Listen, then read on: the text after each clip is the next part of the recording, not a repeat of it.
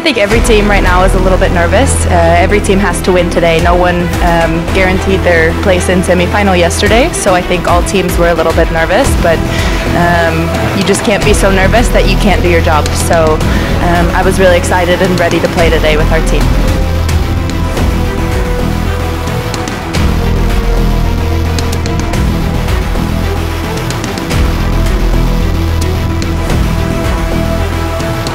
I'm really happy. We came until here, so we don't stop. I invite all of you to come and watch the games. I'm sure it will be fun, and please cheer for us.